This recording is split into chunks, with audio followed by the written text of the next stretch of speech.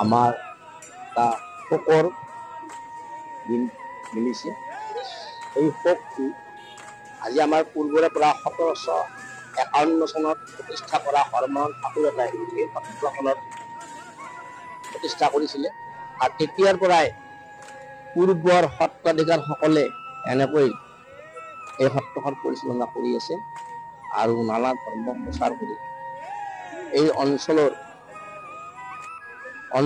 অৰ্থাৎ জিলা ভিত্তিক যেনেকৈ নহওক এইখন খুব জাগ্ৰত সত্ৰ বুলি আমি সকলোৱে জানো।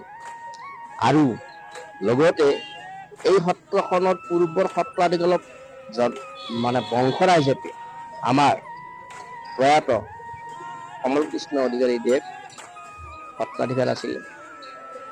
তেওঁৰ এই 67 বছৰ বয়সত আজি তেওঁ দেহাৱসান হ'ল। আমি দুঃখিত। আৰু এই সত্ৰখনত নাম প্ৰসংগ শৰণ ভজন আদি সকলোকে তেওঁ দি ফুৰিছে। আৰু ভগৱন্ত পুৰুষৰ ওচৰত আমি প্ৰাৰ্থনা নিবেদন কৰি আছো নিৰন্তৰভাৱে তেওঁৰ আত্মাই শান্তিৰ নিবাসস্থান বৈকুণ্ঠত থাকক। আৰু এই বুলি কৃষ্ণ নাম হৰি নামেৰে আজি আমি সকলোৱে মুখৰিত হৈ আমি তেওঁৰ কৃষ্ণৰ হৰিগুণ গাই পোৱা হৈছে। আৰু তেওঁৰ বহল ব্যাখ্যা ক'ব লগা হ'লে বহুতখিনি ক'ব লাগিব। অঞ্চলজুৰি শোকৰ চাপ হৈছে। এই অঞ্চলজুৰি নহয়, গোৱালপাৰা জিলাখন গোটেই অঞ্চলজুৰি শোকৰ চাপ পৰি মিলিছে। আমি আটাইয়ে আজি এই শোকৰ দিনত আমি যাতে তেওঁৰ আত্মাই শান্তিত থাকক আমি তাৰে কামনা কৰিছোঁ। শোকসন্তপ্ত পৰিয়াললৈ আমি সমবেদনা জ্ঞাপন কৰিছোঁ, কৃতজ্ঞতা জ্ঞাপন কৰিছোঁ। আজি আমাৰ দলগুমাবাসী ৰাইজৰ কাৰণে এটি দুখ লগা খবৰ। আমাৰ দলগুমা মহাপুৰুষীয়া সত্ৰৰ সন্মানীয় স্বৰ্গীয় কমল চন্দ্ৰ অধিকাৰী বাপজনা যোৱাকালি দিনৰ 12:10 বজাত ইহলোৱা স্মৰণ কৰে। তেখেত আমাৰ এই সত্ৰখনত তেখেতৰ বংশ বুলি সূত্ৰে সত্ৰখন পৰিচালনা কৰি আছিল।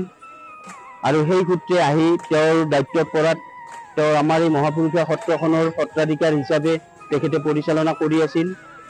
থকাত আমাৰ এই অঞ্চলটো লগতে আমাৰ সত্ৰখনৰ বহু ক্ষতি আমি অনুভৱ কৰিছোঁ।